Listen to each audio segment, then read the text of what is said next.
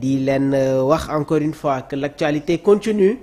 sur nos plateformes digitales sportives donc dañ leen di jaajëfal et comme ni ngeen ko gisee aujourd'hui nag dinañu aborder information bi nga xamante ne dafay concerner l'équipe nationale du Sénégal wala football ak équipe bi nga xamante ne moom mooy Brésil donc voilà cette rencontre qui se précise dinañ leen jox toutes les dernières informations am na ay exclusivités yi nga xamante ne sax jot nañ ko laataa ñu yéeg ci bile plateau concernant la tenue du match normalement ci ban stade moom la war a amee di ngeen ko am en exclusivité fii ci biir Sport Live 221 waaye tamit on va prendre la réaction de quelques internautes ñoom itamit ñu joxe seen ay appréciation ci rencontre bi nga xamante ne comme ni ma ko waxee léegi nii muy la revanche explosive de novembre dinañu wax tamit ci benn joueur de l'équipe nationale du Sénégal muy Krépin Diatta qui fait son retour dans le groupe voilà monégasque bi nga xamante ne ñoom ñoo war a participer sur la Ligue des Champions bokk ci woon mais il y a eu des rebondissements am na benn blessé du côté monégasque loolu moo tax Krépin Diatta dugalaat nañ ko ci bile liste une bonne chose pour le joueur de l'équipe nationale du Sénégal bi nga xamante ne mi ngi def de belles prestations su ñëwee fii dans la tanière waaye tamit ses récentes sorties avec Monaco moo permettre aujourd'hui voilà Krépin mu retrouver le groupe monégasque pour cette tournée européenne dinañu def tamit un tour sur l'actualité internationale comme ni ma leen ko waxee on va parler des différents championnats waaye tamit demain inchallah samedi di ngeen am seen émission à partir de 11h 11h30 on va se retrouver ici ñëw sur li nga xamante ne moom mooy l'actualité internationale donc sans plus tarder damay remercier déjà cette belle communauté bi nga xamante ne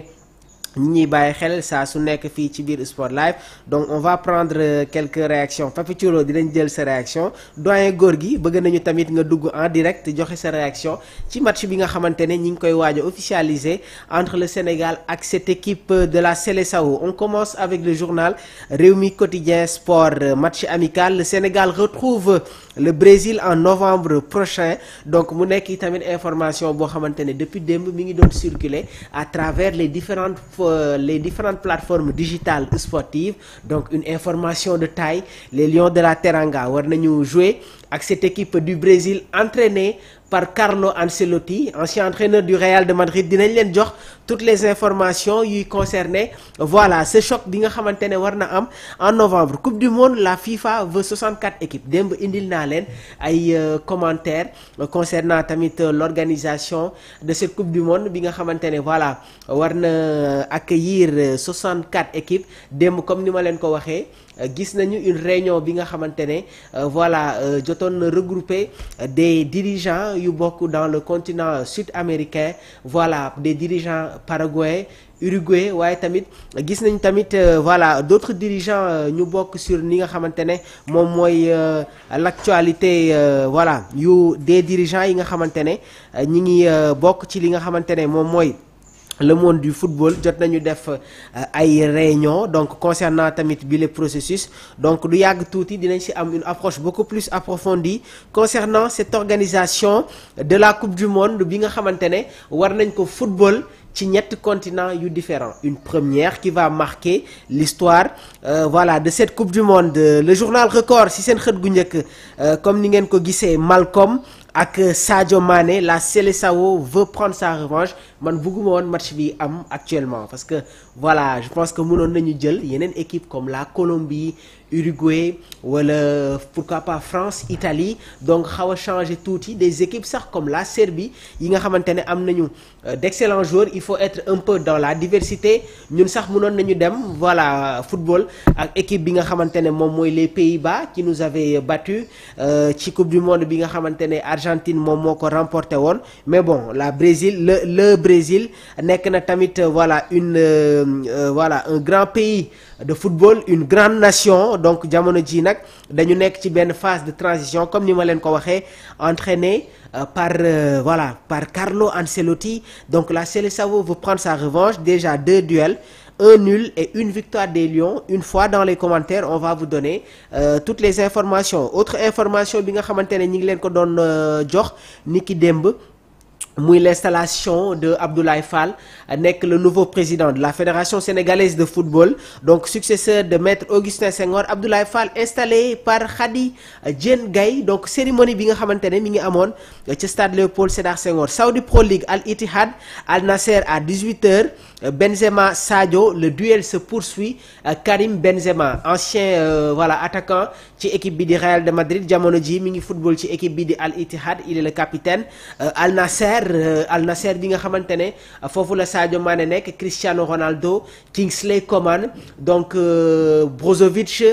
ki nga xamante ne aussi moom mooy Iñigo Martinez, Simakan, nekk na ay joueurs yi nga xamante ne ñu ngi ci équipe bi di Al Nasser. Donc tey dina am un duel entre Al Ittihad ak Al Nasser, ce sera à 18h. Un autre duel bi nga xamante ne dina concerner Karim Benzema, Sadio Mané, mais effectivement il y aura l'international portugais, la légende du football, muy Cristiano Ronaldo. Point Actu Sport. Si seen xët gu njëkk ñi ngi ñëw toujours sur le match amical bi nga xamante ne war na opposer cette équipe nationale du Sénégal face à cette équipe du Brésil en novembre prochain. Une fois dans les commentaires, on va vous donner toutes les appréciations. Abdoulaye Fall, nouveau président de la Fédération sénégalaise de football, jot na yëkkati ay kàddu. Le contrôle passe sera notre levier de développement. Maanaam contrôle passe mooy nekk cheval de bataille bi nga xamante ne moom la le nouveau système, encore une fois, mettre en place. Tribune Sport, si seen xët gu njëkk toujours ñi ngi ñëw sur cette installation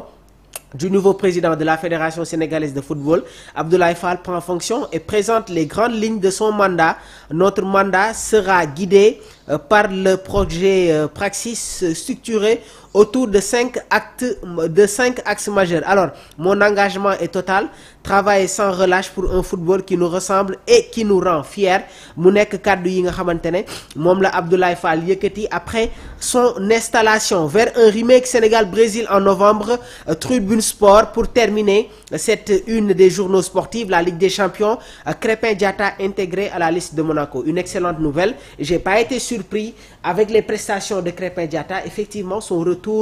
voilà dans cette liste ñi ngi ko doon xaarani boobu ba tey. Donc une très bonne chose pour le défenseur droit de l'équipe nationale du Sénégal. À présent, on va passer ci li nga xamante ne nag moom mooy les commentaires. Donc Univers Gaïndé déjà nee na mais notre match contre le Brésil, à mon avis, c'est bon pour notre grand standing. Effectivement, c'est une bonne chose. Aminta Guène nee na Sénégal mooy gagné, Inch'Allah. On espère encore une fois cette victoire de l'équipe nationale du Sénégal. Alors suñu jugee foofu tamit dañuy ñëw ci li nga xamante ne moom mooy les commentaires avant ñuy ñëw jël la réaction de quelques internautes de Sport Life 221. Donc match Sénégal contre Brésil, donc voilà, en novembre prochain. Le Sénégal et le Brésil vont se retrouver, hein, c'est sûr, au mois de novembre prochain. Les deux fédérations jot nañu trouver un accord pour un troisième match amical entre les deux sélections, a révélé Afrique Foot. Cela plaira sans doute aux nombreux supporters sénégalais. Les Lions pourraient retrouver la Seleção lors de la trêve du mois de novembre prochain. En effet, selon les informations de nos confrères sportifs, des discussions ont eu lieu entre les deux fédérations et un accord a été trouvé pour la tenue de cette rencontre amicale. Pour rappel, le Brésil et le Sénégal s'étaient retrouvés en amicale en 2023 avec une victoire 4-2 des Lions. Alors que Aliou Cissé était encore sur le banc des Lions, ce serait une troisième confrontation amicale entre les deux nations, donc depuis 2019. Donc rencontre yi nga xamante ne Sénégal joué na ko face à cette équipe du Brésil. Premier match bi mi ngi jeexee woon sur le score de 1 but partout. Beneen match bi Sénégal moom moo gagné woon voilà cette équipe du Brésil sur le score de 4-2. On va revenir un peu ci li nga xamante ne moom mooy rencontre bi jotoon opposé entre voilà ces deux équipes. Sénégal le premier match moom moo jotoon voilà def c'était un match nul, un but partout. Si deuxième match bi tamit mi ngi jeexee woon sur le score de 4-2, une victoire de l'équipe nationale du Sénégal. Omar, je t'ai laissé un message nga xoolaale ko si sa WhatsApp. Voilà, donc comme ni ma leen ko waxee, on va revenir déjà